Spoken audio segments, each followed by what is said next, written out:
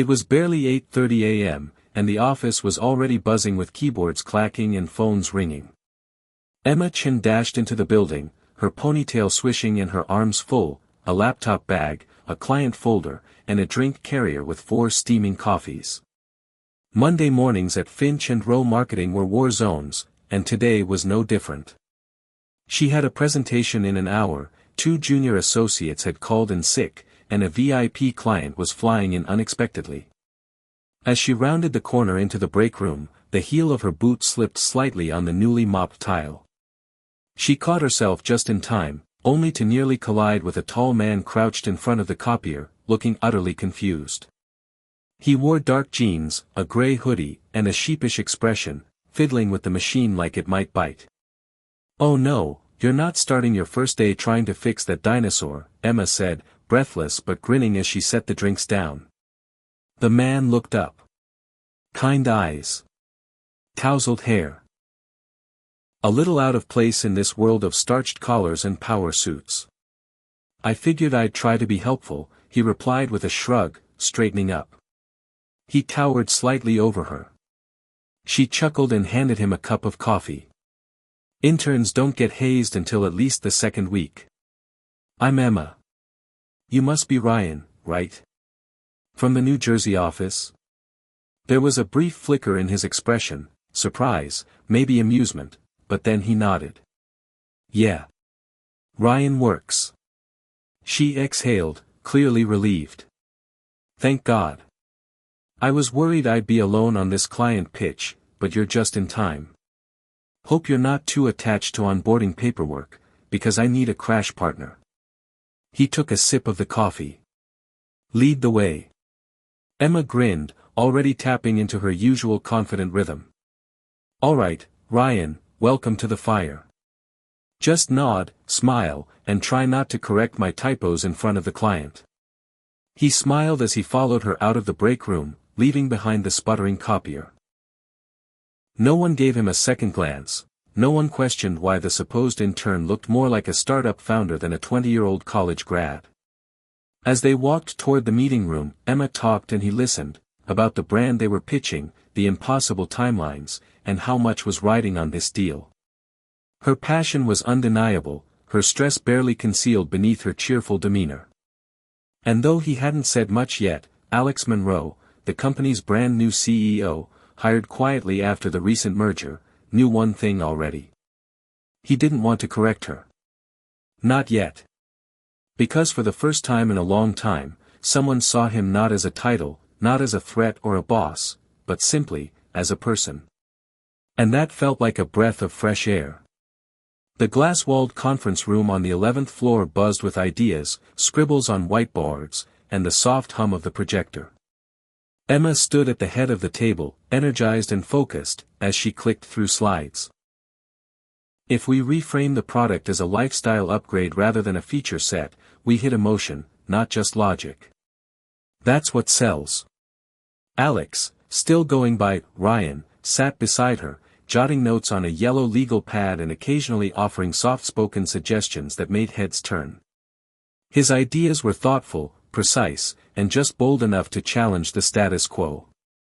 But he never dominated the room. He deferred to Emma, always. Watching her in her element was like watching a conductor lead an orchestra. She had the trust of her team, the respect of the room, and a quiet fire that couldn't be faked. She turned to him at one point. "Ryan, that social media angle you brought up earlier, could you walk us through it again?" Alex leaned forward. "Sure. I think we focus less on polished campaigns and more on authentic user stories, like behind-the-scenes, real-world moments. People don't trust ads anymore. They trust each other." The junior designer nodded. "That's actually a great idea. We could build an influencer kit around it." Emma smiled at him warmly. "Nice. See? I knew bringing you in was the right call." Alex simply nodded, but inside, he was stunned. In just a few hours, he had learned more about the daily operations, and the people doing the heavy lifting, than he had from any of the onboarding documents he'd been handed as CEO. Emma hadn't once asked him about his credentials, his resume, or even where he went to school. She judged him only by the content of his ideas, not the title attached to his name. They wrapped up around noon. As the others filed out to grab lunch, Emma sat down with a sigh and unwrapped her sandwich. She looked over at him and laughed. Please don't tell HR I'm feeding interns. Pretty sure I'm not allowed to give you half my lunch. He grinned, accepting the offered half. I won't say a word. You're sharp, she said between bites. You've got an eye for what people actually care about. That's rare. Most interns try too hard to impress and miss the point. Alex looked at her, truly looked at her. She wasn't trying to impress anyone either. She was simply doing the work, day in and day out, without expectation of recognition. And in that quiet moment, with the city buzzing below and the office chaos on pause, Alex made a decision. He wasn't going to reveal himself. Not yet. Not until he had a chance to understand what kind of company he was really leading, one that rose on names and resumes, or one built by people like Emma. Emma adjusted her blazer as she stepped into the executive boardroom, nerves fluttering in her stomach like butterflies in a jar. Today was the big pitch, the one she'd been building toward for weeks. She wasn't senior enough to normally present at this level, but thanks to her last-minute collaboration with Ryan, her strategy had landed a spot on the CEO's schedule. As she walked through the sleek double doors, she paused briefly to steady her breath. Polished floors, a sprawling mahogany table, floor-to-ceiling windows with a view of Manhattan's skyline, it all screamed power. A handful of department heads were already seated, murmuring quietly. Emma gave them a polite nod, clutching her presentation folder to her chest like armor. Then she saw him. Seated at the head of the table, dressed in a tailored navy blue suit with an air of unshakable calm, was Ryan. Or at least, the man she thought was Ryan. Her steps faltered.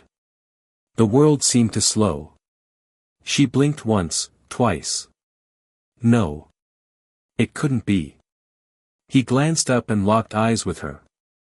There was a softness in his expression, almost apologetic, but his presence was different now, undeniably authoritative, grounded, and entirely in control. Good morning, everyone, he said, his voice now carrying the steady tone of command. I'm Alex Monroe, newly appointed CEO of Finch & Rowe. Thank you for joining me. Emma froze, her face flushing with heat. CEO. Every interaction from the previous day came rushing back. The copier. The coffee. The sandwich. Her casual jokes. The way she'd led him around like a freshman intern. She swallowed hard. Her voice caught in her throat as she whispered, more to herself than anyone else, "You're the CEO." He gave her the gentlest smile. I am. Though I'll admit, I rather enjoyed being Ryan for a day. A few glances turned toward Emma, curious but not unkind. She clenched her jaw, humiliated. Her fingers tightened around the folder in her hands. Alex gestured to the screen. Emma, please, go ahead with your presentation. I believe we're all eager to hear your ideas. She hesitated for just a moment longer, then nodded slowly. You've worked too hard to crumble now, she told herself. With trembling hands, she connected her laptop to the projector and cleared her throat. Her voice wavered at first, but with every slide, every word, she began to regain her footing. The room leaned in. They weren't watching her because of her mistake, they were listening because she had something worth saying. As she concluded, silence hung in the air. Then Alex spoke, his tone thoughtful and clear. Brilliant work, Emma. Your strategy is exactly what we need to bring humanity back to our brand. Emma exhaled, barely able to believe what she was hearing. Because even after discovering who he was, Alex hadn't taken over the room. He had still given her the floor. Emma sat motionless at her desk, the door closed behind her, the blinds half drawn to shield her from the outside world. Her fingers hovered over her keyboard, but the screen blurred through the sheen in her eyes. Her pitch had gone well, by all accounts, better than she could have hoped, but the sting of humiliation still clung to her like a second skin. How could I not know? How could I be so careless? She buried her face in her hands, her thoughts racing. She had shared her sandwich with the CEO. Joked about HR. Bossed him around like he was the office rookie. Even called him newbie twice. A gentle knock sounded on the door. Emma jolted upright, hastily wiping beneath her eyes. "Yeah," she called, trying to sound composed. The door opened slowly. Alex, no hoodie this time, just a crisp white shirt with the sleeves casually rolled to his elbows, stepped inside. "I hope I'm not interrupting," he said quietly. Emma stood quickly. "Sir, Mr. Monroe, I'm so sorry. About yesterday. I had no idea." He held up a hand. "Emma, please. Sit." She obeyed, still stiff with nerves. He crossed the room and sat across from her, placing a simple white folder on her desk. "I owe you the apology," he began. "I let the misunderstanding go on longer than I should have. At first, I thought it was just funny. But then I realized I was learning something far more valuable." Emma raised her eyes slowly, confused. "You treated me with dignity," he continued. "Not because you thought I was important, but because that's just who you are. You invited me in, respected my ideas, made me feel like part of something." He chuckled softly. "You didn't care about my title. And for once, neither did I." Emma blinked, overwhelmed. "But I should have asked. Been more. You were everything I needed to see in a leader," he said simply. He slid the folder toward her. She hesitated, then opened it, her breath caught. It was a promotion letter. Her name, typed in bold at the top. A new title, Senior Brand Strategist. A pay raise. A leadership track. "I don't give out promotions lightly," he added. "But your work, your heart, your ability to lead with both strength and grace, it's exactly what this company needs as we move forward." Emma stared at the letter, her hands trembling. "I don't know what to say." Alex smiled. "You already said it. You said it when you gave half your sandwich to someone you thought was beneath you. That's the kind of leadership people follow without needing to be told." The silence between them was full, but not awkward. It was rich, warm, and honest. Finally, Emma looked up, her voice steadier now. "Thank you, Alex." He stood, offering his hand. "Thank you, Emma." And in that handshake, something shifted, not just a title or a job, but a sense of mutual respect that neither would forget. Golden light spilled across the rooftop terrace as the sun dipped toward the horizon, casting long shadows over the sleek glass railing and scattered cafe tables. A gentle summer breeze rustled the potted plants, and the faint hum of laughter and music floated in the air. Employees mingled casually, some with drinks in hand, others with plates of food, all grateful for a rare company-wide gathering. Emma stood near the edge, her arms folded, watching the skyline glow orange and lavender. The chaos of the past 2 days still lingered at the edges of her thoughts, but something in her had softened. Something had settled. She heard footsteps behind her.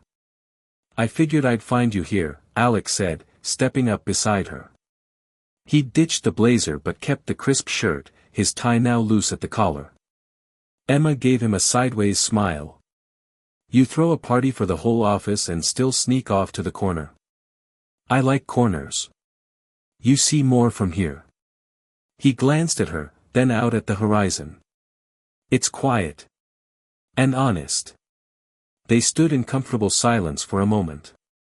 "You didn't have to do all this," she said, nodding toward the crowd. Rooftop party, food trucks, open mic, the team's in shock. He chuckled. "Sometimes a little surprise reminds people they matter." Emma looked at him closely. You could have told me who you were. The second I handed you that coffee in the break room. He met her gaze. I could have.